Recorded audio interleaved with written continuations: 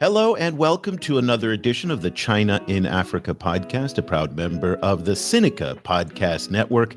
I'm Eric Olander, and as always, I'm joined by our editors for the roundtable of the week that we're doing. It's a little week in review roundtable. We're going to kind of mix it up today, but joining us very early in the morning from Cape Town, South Africa, of course, is Cobus van Staden, our managing editor, and then from the beautiful island of Mauritius, as always, is our Africa editor, Geraud.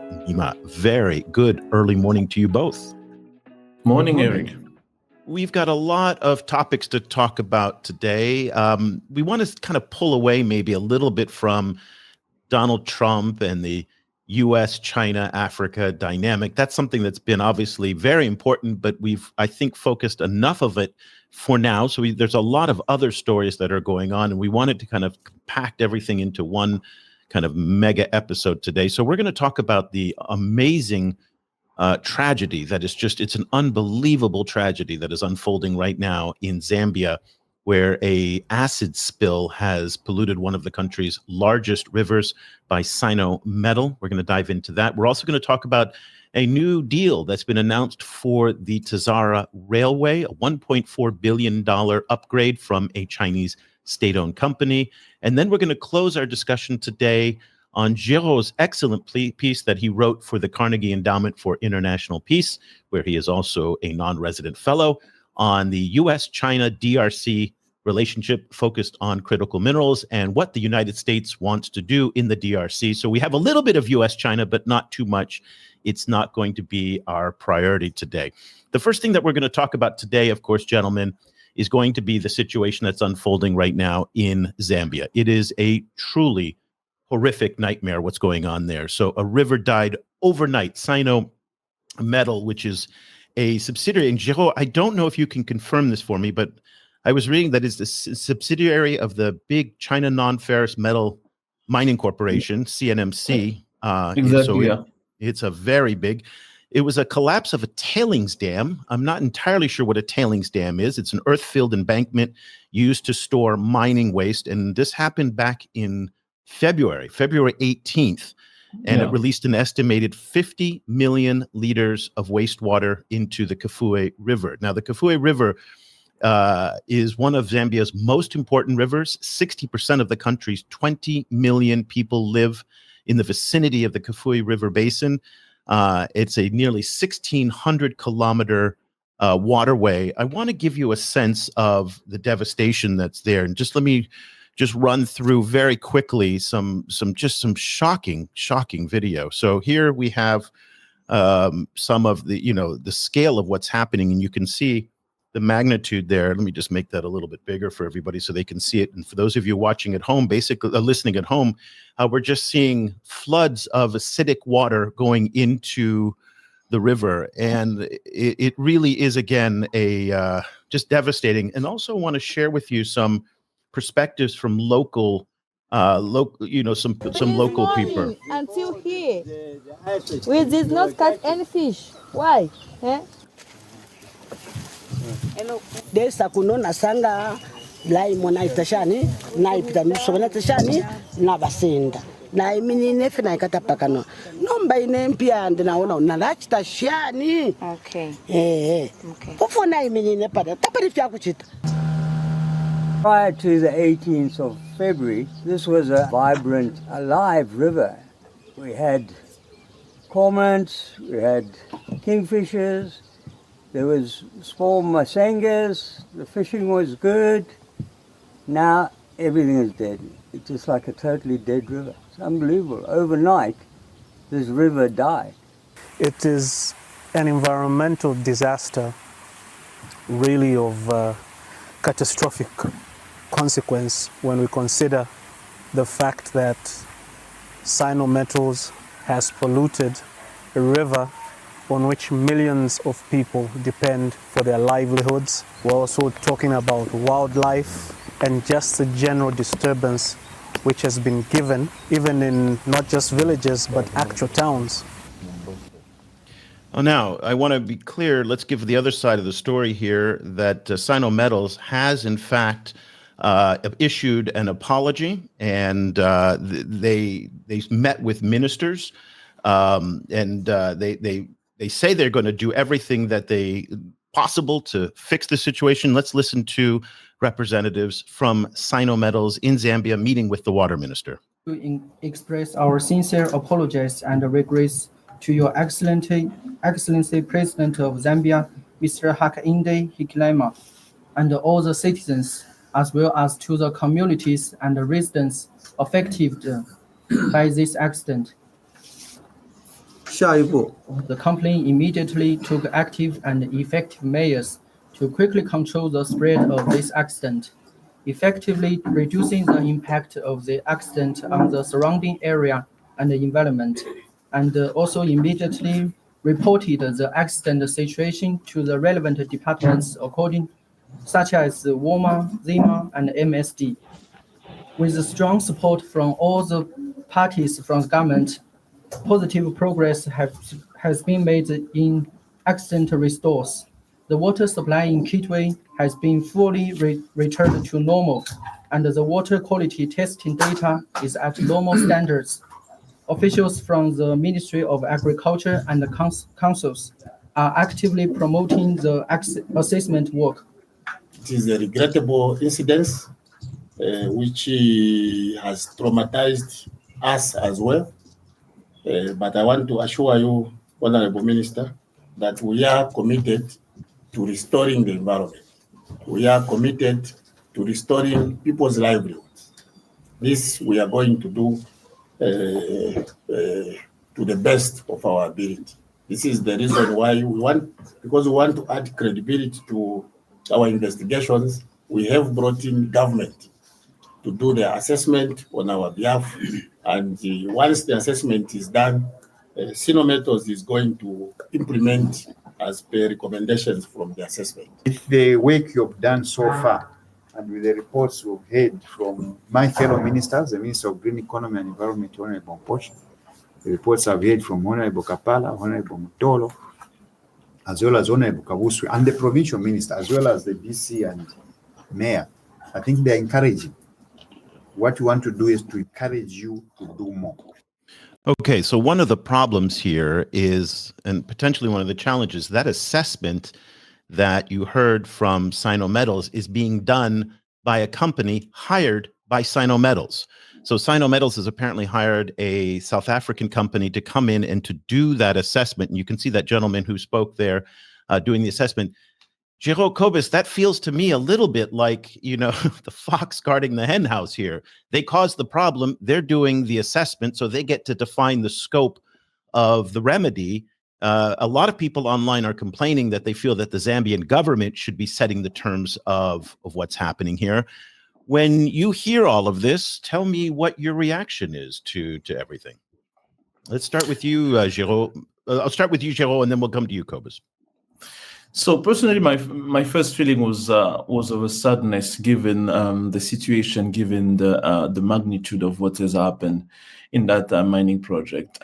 It's really unfortunate because it's something that we tend to see quite often happening with the Chinese mining project in many countries. In this case, in Zambia, and also in DRC, we have also similar cases, not to the same magnitude, but similar cases happening as well. So it's something very concerning in a sense that we have the feelings that when it comes to security norms related to mining project, either the norms are not really implemented to the dot in a way that we really make sure that we have excellent infrastructure put in place to avoid those kind of accidents. Because truth be told, it was not something voluntary. It's something that just happened. It was a mistake. I believe it was a mistake because the dam ended up to collapse. But it also raised the question like what was the standard? What does the norm? Did the Zambian government really made sure, or did the mining company made sure that when they were building the dam, it was built properly according to the norms, according to the standard, in a way, given the mining output they were having yearly, in a way that this kind of incident do not happen. And this is, for me, was something that really saddening in a way that we see that quite often on the continent. We see that often in the case where government don't really do the oversight work to make sure that infrastructure are put in place. I understand and I commend the mining companies not to go on denial. go on acknowledging that it was their fault and go on taking the measure to try to remedy the situation. Now the question is about how credible is the assessment of the situation. This is another debate, but of course we would hope and expect the Zambian government to also use its own method, to also use its own assessment, its own agency to evaluate how much the remedy have been implemented by Sino-Metals Leach, and how thorough they've been in assessing the situation. Of bringing an outside company, I think it was also, first of all, them not having the capacity to do the assessment, but also bringing an external partner, South Africa being credible, an external company coming from South Africa to be able to do the work. But of course, I'm expecting the Zambian government now to also do a double check, just to make sure that there was no any kind of fishy situation or any bad assessment that was made just to expedite the process. And this is something I'm really encouraging the Zambian government to do, and to make sure that really they are doing the job right relating to that situation. Cobus, what's your reaction? I have to say, my first visceral reaction is just like, why does mining always have to suck so much? It's like, why is mining always the worst? It's a violent process. I mean, it is a truly violent process to extract minerals and resources out of the ground. And this is the thing, is this is what Africa has been living through for centuries. So the second thing is, my second reaction was that this, kind of the company had better to kind of like find something to do, because this, this is one of those like accumulation of a narrative kind of situations, right? Kind of where one's first reaction isn't, this is this particular company in this particular country, we're dealing with this particular mineral. One's first reaction is, this is the Chinese in Africa. Unfortunately, like this is China's like one of the most dominant images in Africa of what Chinese engagement means. It means that your country is ruined, like your landscape is ruined. You're seeing very similar kind of discussions around a planned coal mine that's being planned in an agricultural heartland in the north of South Africa at the moment. Like there's this kind of same situation where there's also kind of Chinese actors involved. It's and the kind of public discussion, even as we ourselves kind of like push for more nuance in the discussion of China-Africa relations. This is what China-Africa relations comes down to, I think, for in many kind of popular imaginations. So I think the company has a 200% kind of responsibility, kind of to try and kind of make things better, because they are starting from such a kind of a place of suspicion and kind of bad management already, I think. And whether that's fair to the actual company or not, it's kind of a moot point. I think you're right, and I'm going to take this beyond the company. I think China has a brand problem when these kinds of things happen here, because this is what puts all of the flowery rhetoric that we hear during FOCAC, the Forum on China-Africa Cooperation Summits. This is the moments when it's put to the test. This is the all-weather friendship. Will the Chinese government step in with more resources than what CNMC and Sino-Metals provides?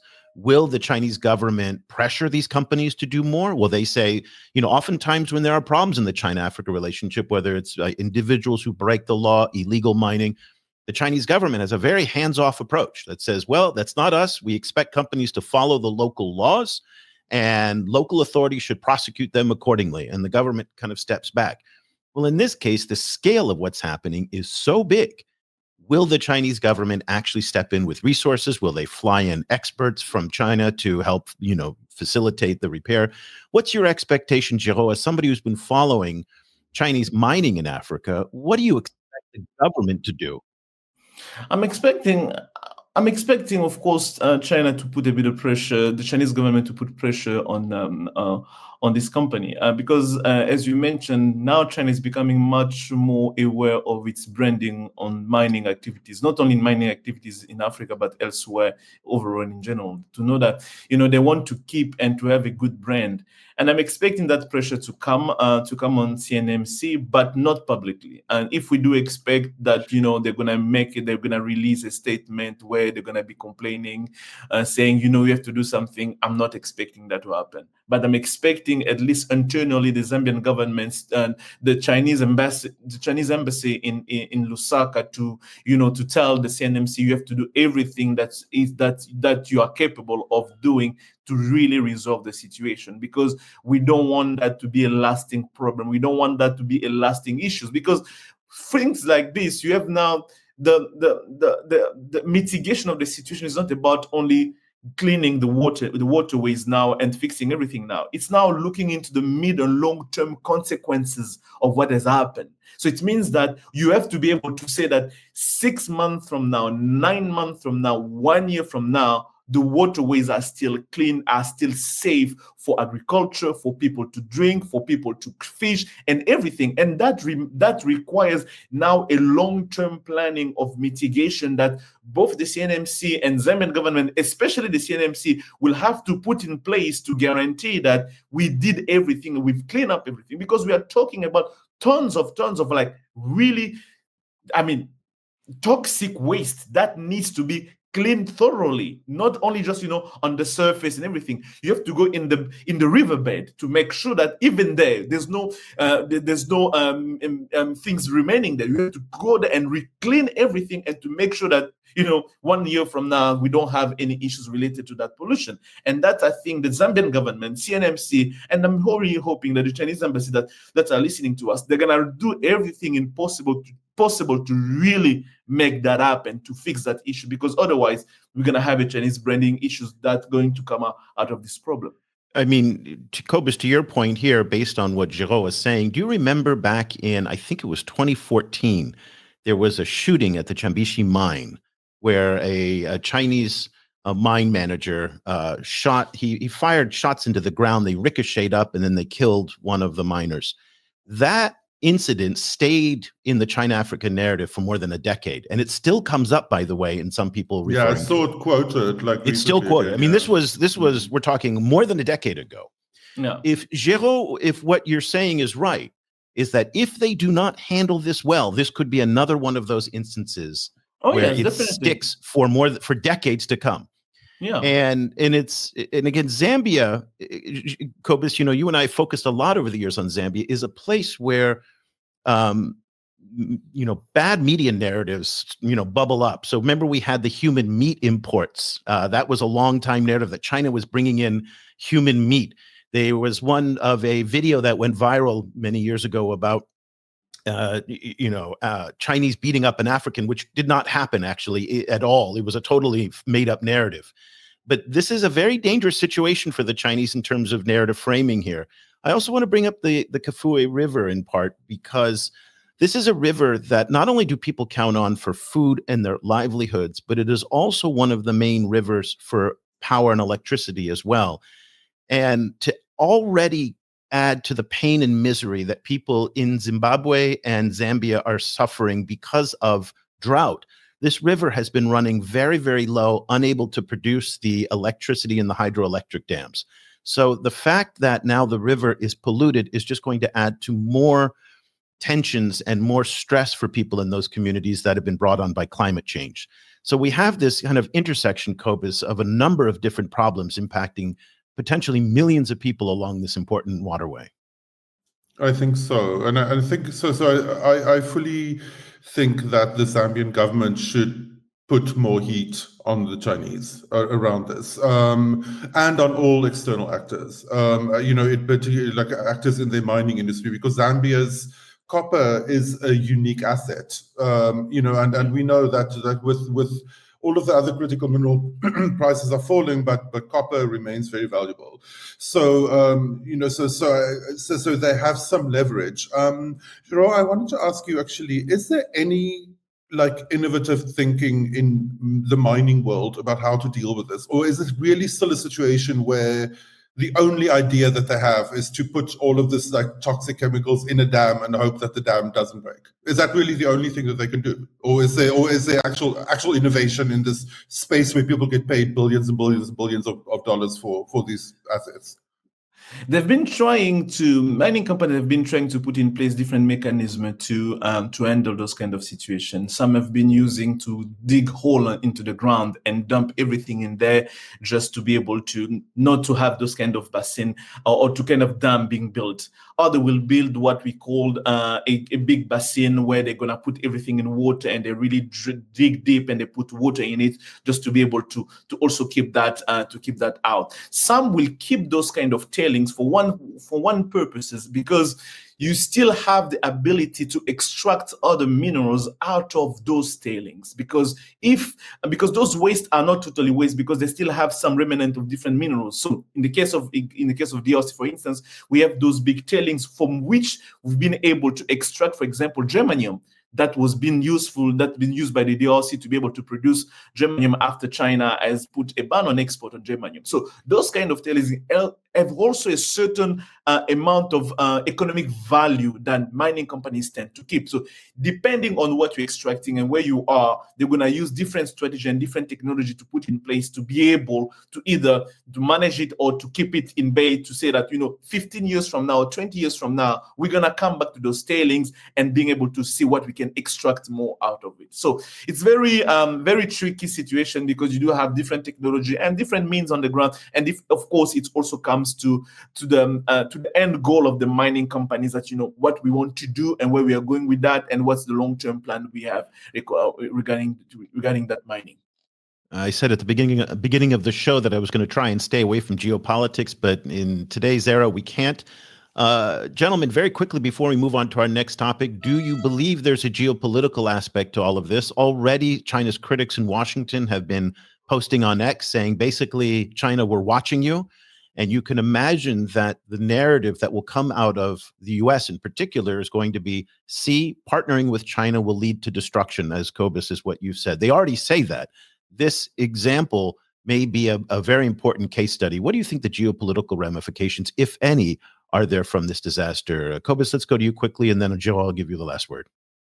Well, considering that the Trump administration is busy dismantling every single environmental safeguard, it's like it's rich, to criticize the Chinese, because exactly the same situation is going to be happening with an American company, possibly within America. This kind of situation is coming for everyone, because the guardrails are being dismantled. Yeah. So sure, of course they'll message this, they message anything in relation to China, but it won't make any sense, because it really is a pot and kettle kind of situation at the moment, I think. Joe, what's your thought? For me, it should be just like earlier, it's good narrative, and it's going just to strengthen a narrative that's been existing for so long, that has been used when it comes about portraying Chinese engagement in Africa. And it's unfortunate, because it's not just a small private mining companies, it's a state-owned mining companies, and which I believe that is becoming a problem. And unfortunately, we should be expecting those now becoming part of a larger narrative of about that, how China is bad in Africa, without the nuances that needs to come with those kind of discussion. That's unfortunate, but yeah, that's the reality we should be expecting out of this situation.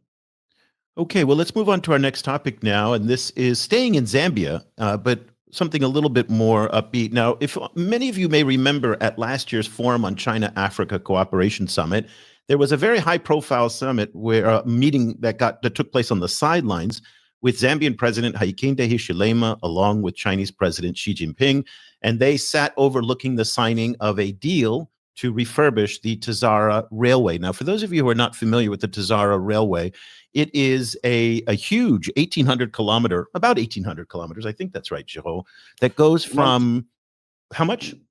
1,800 kilometers. Okay, yes, there we go. Exactly. So 1,800. So goes from the Zambian capital, Lusaka, all the way to the Tanzanian port of Dar es Salaam. And the Chinese announced back in November that they were going to upgrade and refurbish it, but we didn't have details of the deal. Now we are getting those details. A $1.4 billion plan by the China Civil Engineering Construction Corporation. That's one of China's largest state-run construction companies. $1 billion is going to be used to refurbish the rail, and the remaining money will be used to buy modern new locomotives and engines and cars that will be on the rails. Incidentally, by the way, a lot of those locomotives that are currently on the TAZARA are General Electric, GE locomotives. So there would be a replacement with Chinese locomotives there. It's going to be a 30-year build, operate, transfer deal.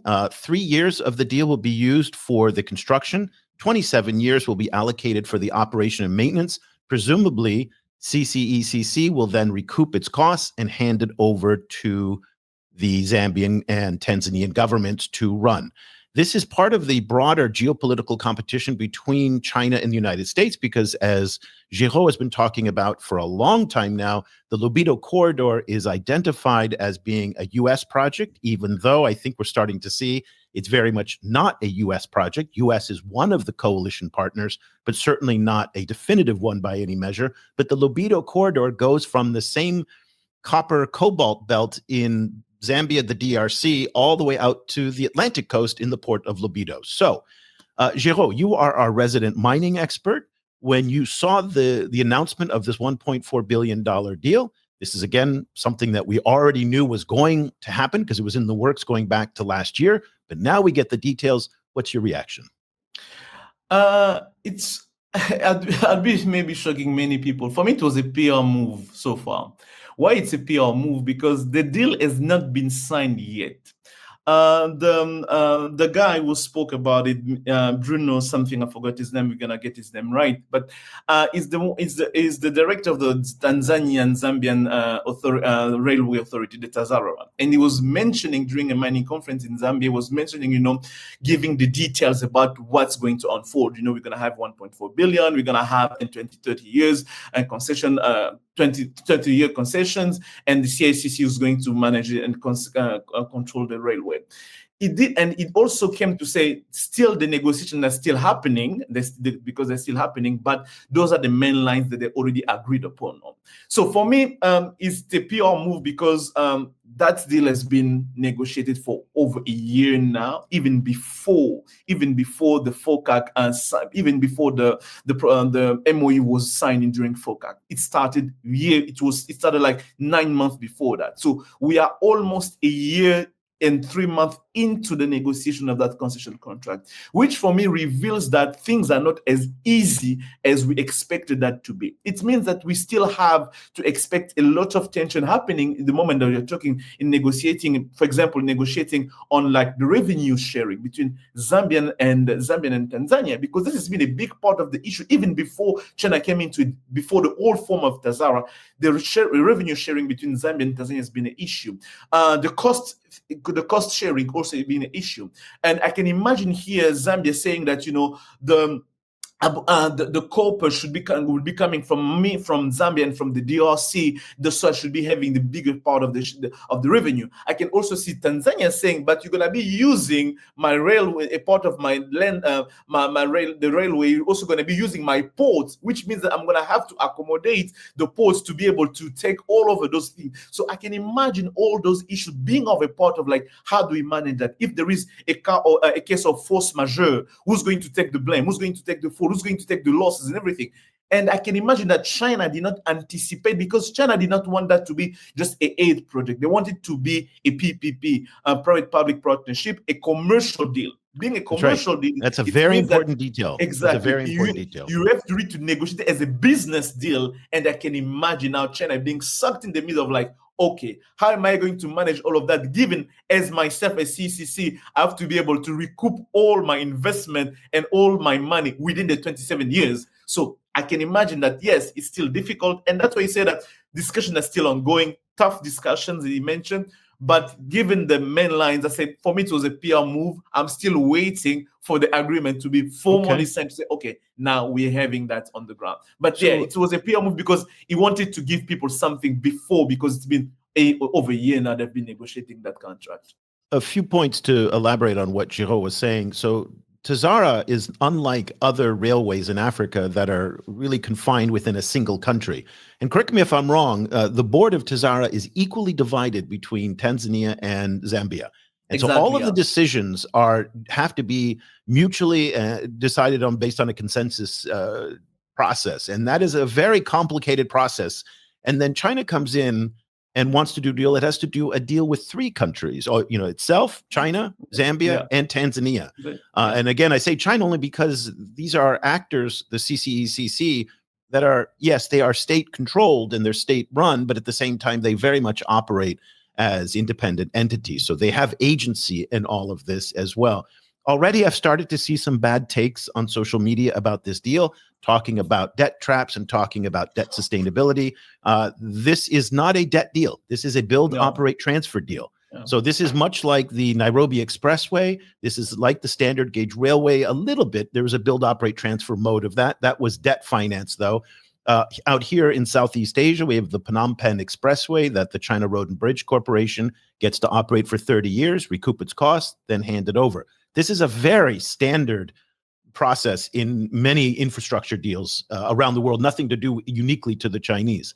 Cobus, though, when you see this, the potential implications for your country are profound, because let's say that there is a $1 billion deal and all of Geraud's skepticism and cynicism about the deal at this goes away, and they actually do sign a deal, and there's cargo now moving to the Indian Ocean port of Dar es Salaam. That could be very problematic for the future of the port of Durban, that a lot of this stuff is going to now. I'm not entirely sure that people in South Africa appreciate the gravity of the situation that potentially awaits them, but you got to think, if the Chinese are putting $1 billion into this railway, they're going to direct their companies then to use this railway as a way to get their money back for CCECC. What's your thought? Yes, this definitely is, I think, would be an issue for Durban. I think in some ways it's a kind of it's both a plus and a minus in a weird way for South Africa. I think because one of the problems that we've seen so far is that when Durban is used for copper shipments, what that means in reality is that there's a lot of very big trucks kind of going by road. So they have actually been quite kind of tough on the South African road system. So in that sense, it's kind of like moving it onto TAZARA as that kind of weird like little plus of, on the South African side, but also a very major minus, I think, in terms of business for Durban. So it's gonna be interesting to see, kind of like when the South Africans actually start taking these things seriously, which is, as with South Africa, frequently too late. Then, it'll be interesting to see how it goes. I'm also very interested to see how the operation is going to work. How like the actual Chinese company running this, kind of this asset on a day-to-day basis for years and years. Like how that's going to work, how the labor relations is going to work, like all of that stuff is going to be very interesting. Well, they've got a lot of experience doing that. I mean, they have a lot of experience doing that, though. So, I mean, they're doing it in Laos, they're doing it in Indonesia, they're doing it in Kenya.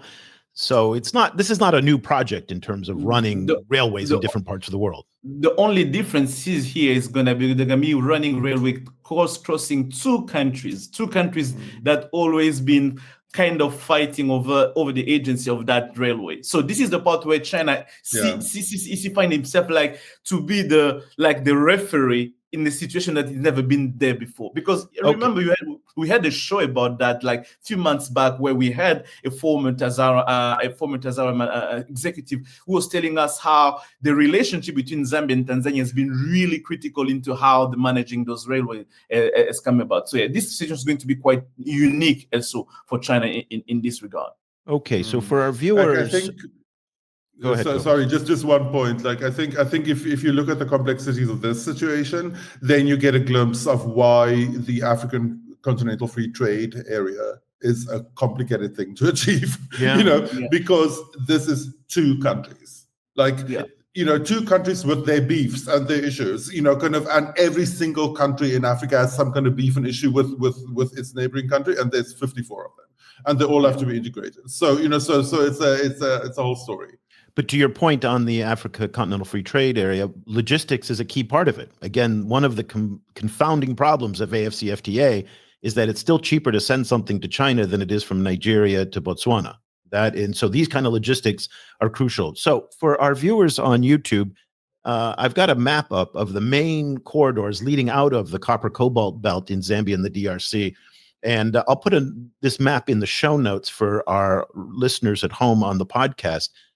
Geraud, I'd like you to walk us through very quickly the state of play right now in terms of how are critical minerals getting out to the ports and then eventually making their way to the processing zones, mostly in China. But then again, Europe and the United States, with the Lobito corridor, want to try and make a play at this. Still too early to know if they will, but they do want to make a play of this. Why don't you walk us through this map very quickly and tell us how things are working now and where it's going? So basically, the way things are working now, Durban port is the Richards Bay in Durban is the main exit point for and that's in South Africa. So that's in South Africa for minerals coming out of the copper belt in the DRC and Zambia.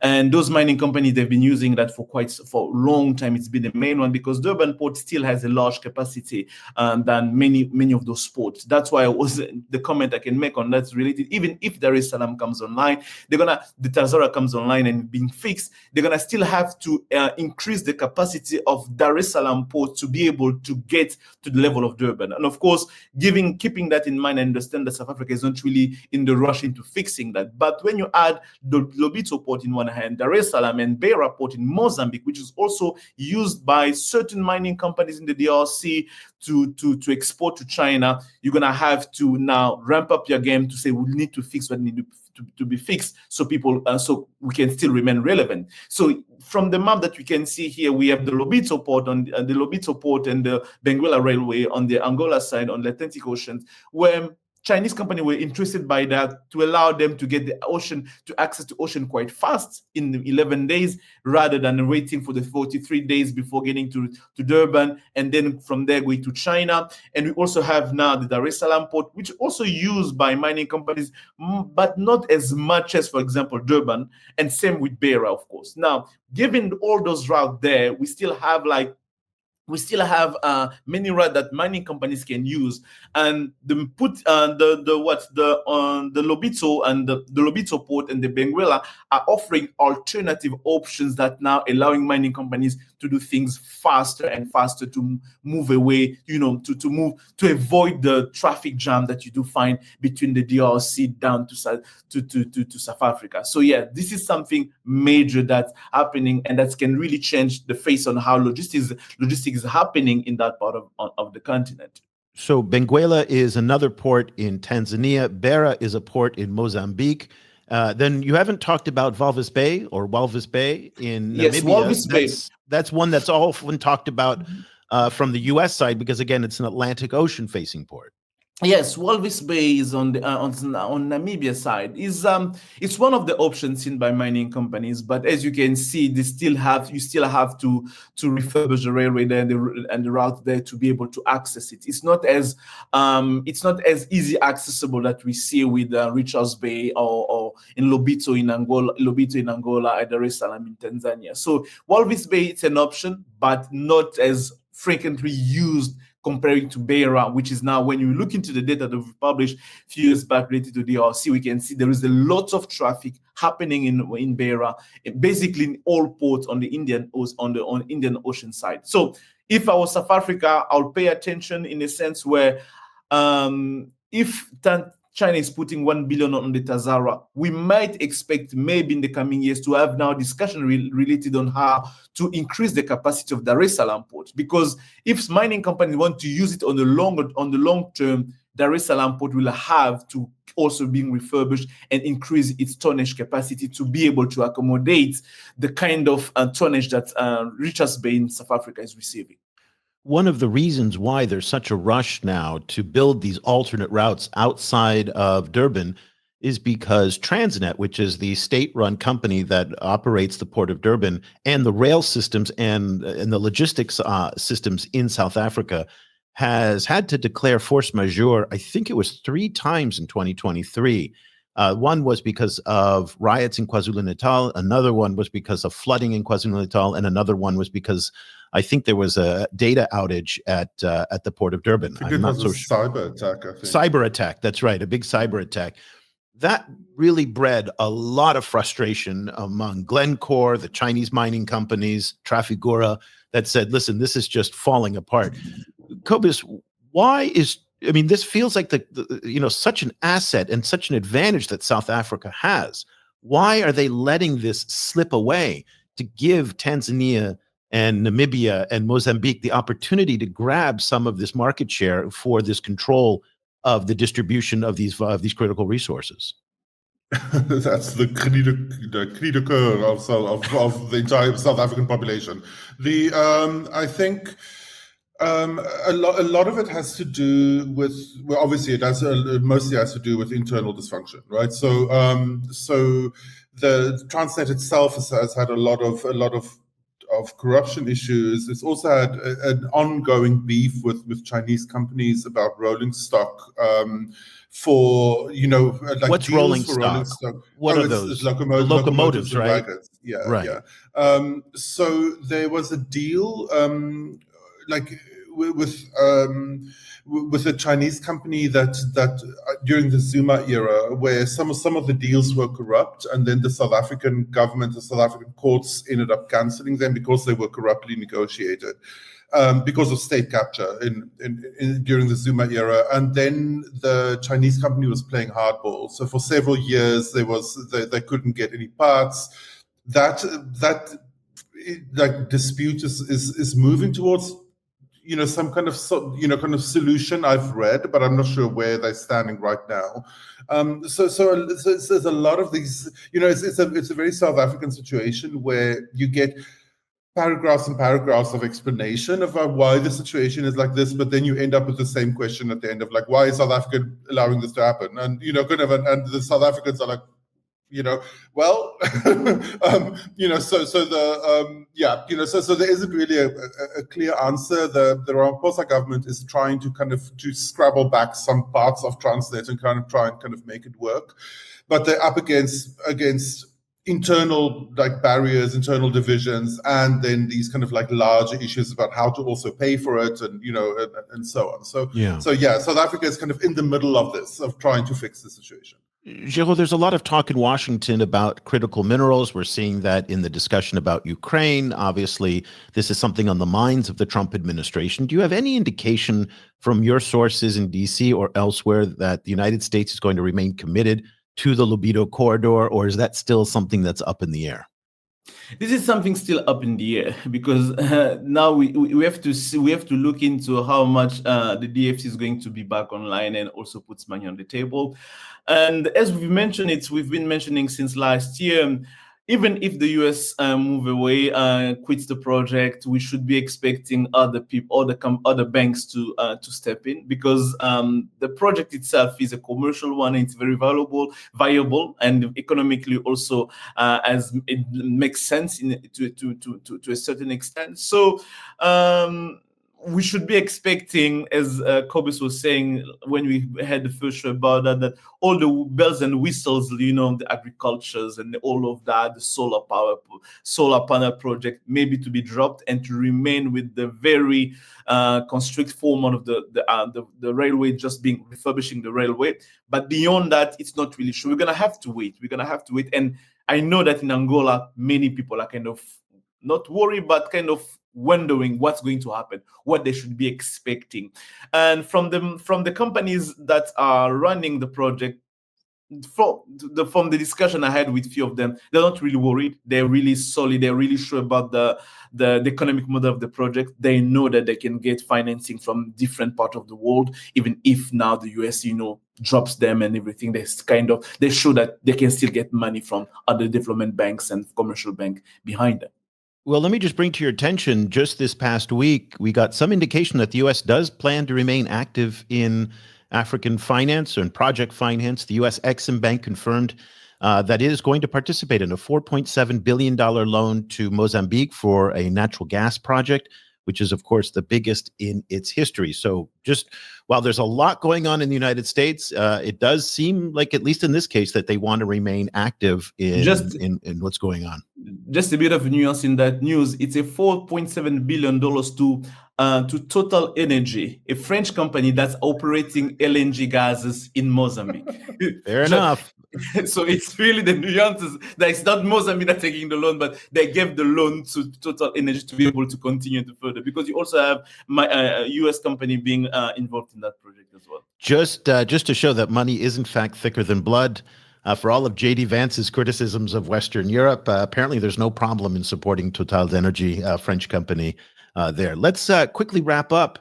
We're going to your country, Geraud, and we're going to talk about the Democratic Republic of the Congo, talking about critical minerals. See how everything's just flowing from one topic to another. There we go, perfectly in the segues.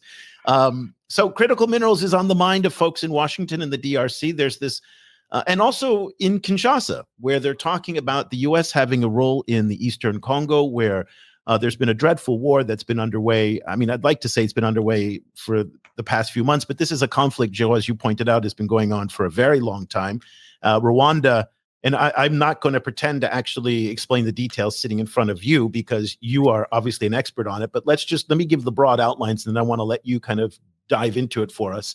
There's this talk of bringing in the United States, and again, in this new transactional era that we're in, and the hope in Kinshasa is that somehow either U.S. weapons, the U.S. military, I'm not entirely sure, will help the Congolese to push back the Rwandans over their side of the border to bring this war to an end. And in exchange, the United States will get a share of somewhere in the $24 trillion of raw materials that sit under the ground in the Democratic Republic of Congo. It sounds like a win-win for the United States and the DRC. It doesn't feel like it's going to be that easy to pull off. I should also mention that you produced an absolutely fascinating paper for the Carnegie Endowment for International Peace. Can the DRC leverage U.S.-China competition over critical minerals for peace? You address this issue going on between President Felix Tshisekedi and the Trump administration about U.S. involvement. Let me hand it over to you and tell us what's going on. So basically what's going on is in the DRC, President Tshisekedi wants to leverage its critical minerals with the Trump administration. So the Trump administration becomes a security guarantor for peace and stability for the DRC. The idea is quite simple, is to say, you know what, we know that you've been wanting to have access to our critical minerals, being copper, cobalt, rare earth, or whatever that we do have. We are willing to give you access to that in exchange that we do hope that you, because of your investment, because of your interest in our countries, you're gonna be starting to make sure that our country remain peaceful and stable. In this case, hold on. Can I just stop you right there? What does that actually mean in practice? Is he thinking that there's going to be the deployment of the 81st Airborne into Eastern Congo, and we're going to see U.S. troops kind of occupying, maybe engage M23 and Rwandan forces? Is that the fantasy that they've got going in their head? No. The idea is about political pressure and diplomatic pressure. It's like, because DRC is important to you, because US DRC, you're gonna have your investment in DRC. You have all the tools that you do have that you can use to put pressure on Rwanda or to any other country that may want to attack us. So we expect the US now to use all your diplomatic weight in the international arenas and everywhere to put pressure on any country that will try to attack us. And maybe, of course, if there is a defense treaty, like in a way that we can send our soldiers in the US to be trained, or you can have access to US weaponries and everything. All of those are part of the idea, the mindset that they do have in Kinshasa, to say, you know what, we are ready to put ourselves out there in exchange for you to help us, which I think personally I find it to be ridiculous, because as I was mentioning to a colleague a few days back, I was like, it's quite ridiculous to see a big country like the DRC making a deal wanting to make a deal with a big country, the United States, so he can get protection from, I wouldn't say, a smaller country like Rwanda, which is like, guys, it's a very ridiculous. Compared with Ukraine, Ukraine makes sense because Russia is big, Ukraine is small, and it's normal for a small country to seek protection from another bigger country. In our cases here, it's much more our own inability to put the kind of governance that allows us to keep our sovereignty, to keep our borders, to keep our people safe. And this has been the root cause of the instability Rwanda is there, it's backing the rebellions, but Rwanda has been mainly taking advantage of our own weaknesses that we refuse to address for so many years. And this is for me where I say that as long as this deal doesn't address those structural reform issues that we need to put in place, no peace will ever be coming in the region. Cobus, the prospect of the United States serving as a security guarantor in that part of the world is far-fetched, but we live in times where what once was thought as unthinkable is thinkable now. Who knows? Do you see any validity in this conversation that's happening between the Trump administration and the Tshisekedi administration? Maybe in terms of that, the Trump administration, what the thing that they love the most is the optics of a deal, right? So some kind of agreement coming out of this, wouldn't be far-fetched. I think whether that agreement would actually mean actual security guarantees on the ground is a different situation, because I can well imagine that there may be, say, more appetite to just simply send weapons rather than to actually get involved. Like I tend to agree that it's probably a kind of a long shot in terms of like full US engagement. In terms of the diplomatic engagement that Geraud mentioned, I was wondering if the US kind of puts its full, not maybe its full weight, but if the US kind of actually does go for that kind of situation where there's not a military connection, but they adding this other kind of support, how effective do you think it will be to actually get Rwanda out of the DRC? It depends on how far they're willing to go. They can really put pressure because the US weight in the World Bank, they can really put pressure on the World Bank. They can put pressure on the financial institutions. That really can make Rwanda's life quite difficult, because Rwanda depends largely, its budget depending on the World Bank and other donors. If now the US start to put pressure over there, it can really become difficult. And Rwanda's army is very equipped and trained by the US Army. You have a lot of Rwandan officials being trained in the officers being trained in the US. So the US has a lot of leverage that he can put his weight on to force Rwanda to be back out of the DRC. Rwanda has been building its soft power by being a stable country, being the host of big conferences. The US can put those kind of pressure on other countries to say, you know what, we're not going to Rwanda, we're not going to make this event in Rwanda and everything. That can make Rwanda life quite difficult. And this is, I think, what the DRC has been expecting. But beside that, for me, it's much about the how doable that deal is. And this is the part where I have the feeling that in Kinshasa, either they don't understand how the supply chain works, or either they don't understand who are the stakeholders behind that. Because let's face it, let's say the Trump administration signs it.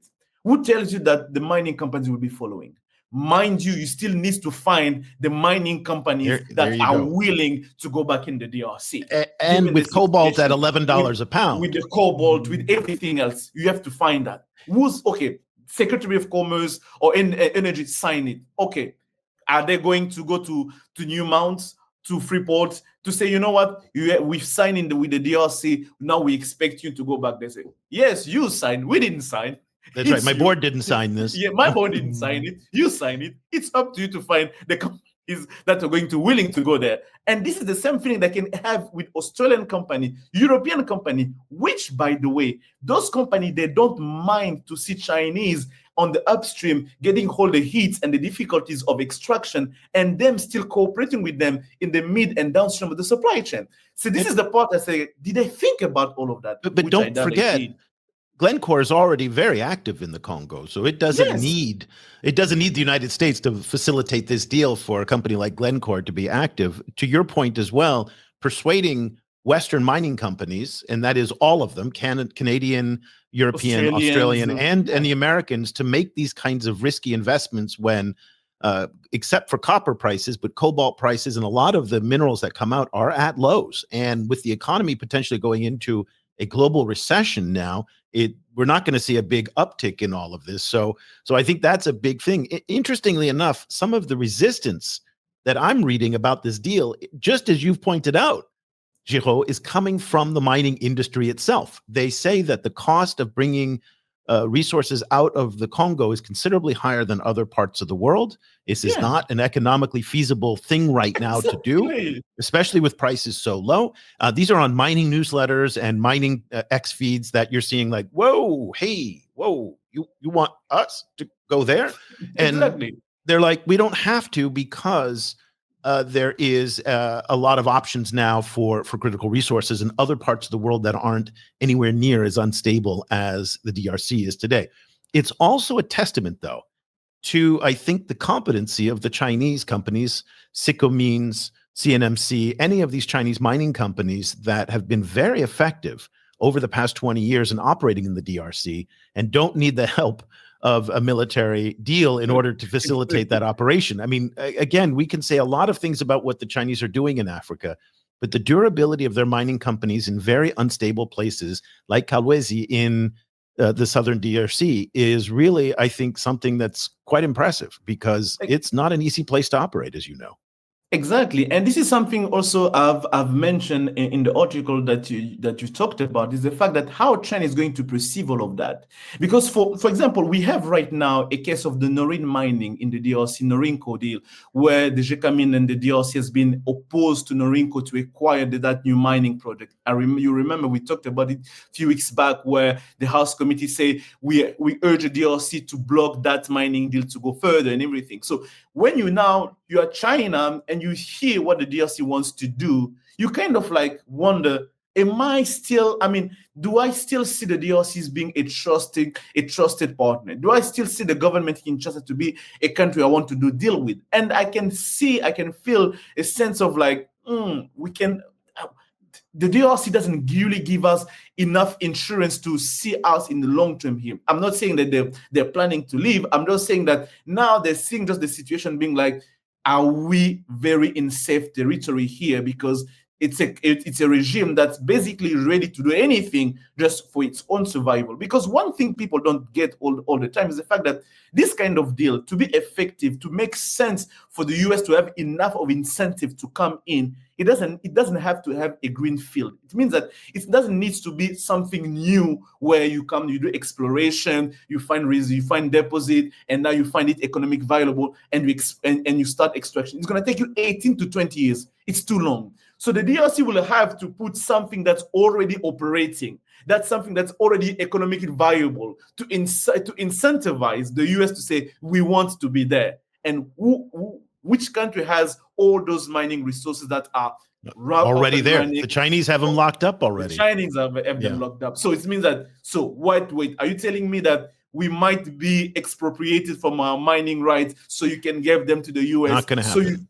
So you have all those situations that are rolling that even for mining companies, they say, we don't want to find ourselves in beefing with Chinese on international courts because that's going to be a massive problem. So this is the thing that I think that in Kinshasa, they did not think that through when they made that proposal on the table. Very quickly before we go, I want to end on what I think is the most interesting story of the week, that we talked about the low price of cobalt.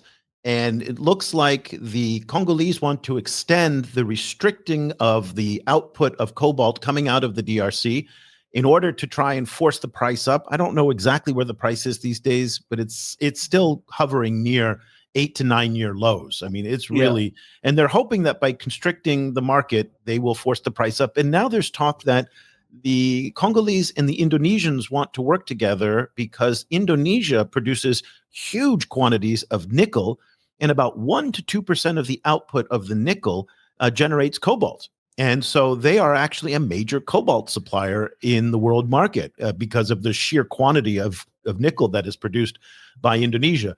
Cobus, this is very exciting for us at the China Global South Project because this is a point of analysis that is absolutely fascinating. South-South cooperation. You're looking at Indonesia, a major nickel supplier. About 80% of Indonesia's nickel supply has the Chinese invested, engaged, touching it. Same on the cobalt side in the DRC, where the Chinese are involved in about 70% of the supply chain there. So very strong Chinese fingerprints on both of these countries.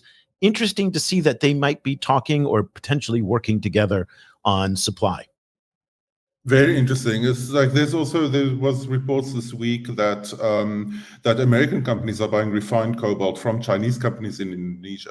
Exactly. You know, bypassing some of the kind of tariffs and sanctions that's been put on so far. So, you know, so all of this is really interesting, particularly as the American kind of corporate sector and the American government are kind of heading in different directions around these issues. Yeah, I mean, this is all fascinating for me. It's like this is some like real South-South cooperation if they manage to kind of pull it off. You know, Geraud, like, do you think that we're seeing a kind of a potential OPEC for cobalt style cartel emerging? They've been trying. In the case of OPEC for cobalt, I don't think it's gonna work in a sense where DRC is too heavy. It's too much of a heavy weight to need a kind of. It's like Saudi Arabia, right? I mean, yes, Saudi Arabia is the heavyweight in OPEC. But Saudi Arabia, you also have other producers. You have like you have the Indonesia. You have all the other countries that really produce so who can really kind of put a certain weight to the what Saudi Arabia is producing. In the case of cobalt, you don't. If the DRC close the door. You combine all of them, all the remaining producers, they won't get to 20% to what the DRC is producing. So they're really irrelevant. They're a moot point in that conversation. So now I can see then the strategy here is we don't want to be alone in that. We don't want to be the ones, the bad boy in that situation. We want to create an alliance where we are thinking alike, we are taking the same strategy, so we are not criticized by saying, you're the only one doing that, but I'm doing it with Indonesia as well, who's also facing the similar situation. Now, the question is, how much of incentive Indonesia will have to follow the same strategy? We know that Indonesia have done that in the past. Quota export. They've done a full ban they've done a full ban before. But you also see that they're also changing the way they're approaching the situation. So are they willing to go back to the way they used to do things before? I'm not sure. And also given the closeness of China-Indonesia relationship, it might be different. China may have much more leverage into incentivizing Indonesia not to do what the DRC would like them to do. So you have so many factors in play here that's maybe complicated for the DRC to pull off. Yeah, that brings up an interesting point that I could imagine that the Chinese would not be thrilled about a cartel forming because it would force prices up. So they will do everything in their power to try and keep the two sides from actually getting together, because that way they can negotiate better prices. Wouldn't you assume that the Chinese are not invested in a cartel? They wouldn't like to see this? Oh, yes, of course, they would not want to see a cartel taking form. And a cartel of one minerals, yes. But plus, there have been discussions about having a cartel of critical minerals, which is, I think, many have pointed out it's a very bad idea, because each mineral has a different market on itself and different dynamic, and there is so much complexity that it will be difficult for countries to all come together to say, we're going to create an OPEC of all critical minerals to be able to control the market. And plus, the bulk of the critical minerals debate happened not into extraction and exploration, but into processing, transformation, and downstream. And you can make a cartel up there, but if you are not able to control the transformation, the processing, just Saudi Arabia does for oil and other countries they do for oil, it's still kind of a moot point at the end. And in that regard, China is the Saudi Arabia, if you will, if we're going to continue that metaphor. They control the processing, monopolies in many of the key resources, not just cobalt. So that is really a big problem for the US and the G7 countries, is that they can complain all they want about on the extraction side. There's really nothing that they can do right now in the short term on the processing side, because building up a processing ecosystem the way that the Chinese have at that scale takes years, if not decades. And so that's not something that's going to be done within the few years of the Trump administration. So we have some very exciting news to share with you next month, that we have a new transition resources editor who will be joining us from Zimbabwe. We're very excited to have that. So we're going to be able to dive into these topics in much more detail. And one of the first assignments I'd like to do with this new editor, Geraud, is to have him look into this Indonesia-Congo idea and see if there is any traction there, and what the reaction from the Chinese would be, and what the reaction from the likes of Tesla, Ford, GM, who will presumably buy some of this more expensive cobalt.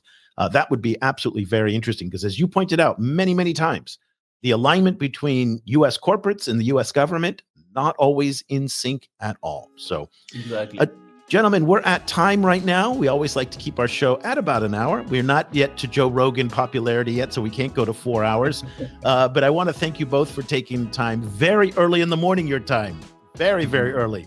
It's great for me for once, so I don't have to stay up late to do this show. So I'm very excited that you have to suffer and not me today. So once again, everybody, I've been with Geraud Nima, our Africa editor, and Cobus van Staden, our managing editor. We will all be back next week with another edition of the China in Africa podcast. So for Cobus and Geraud, I'm Eric Olander. Thank you so much for watching and for listening.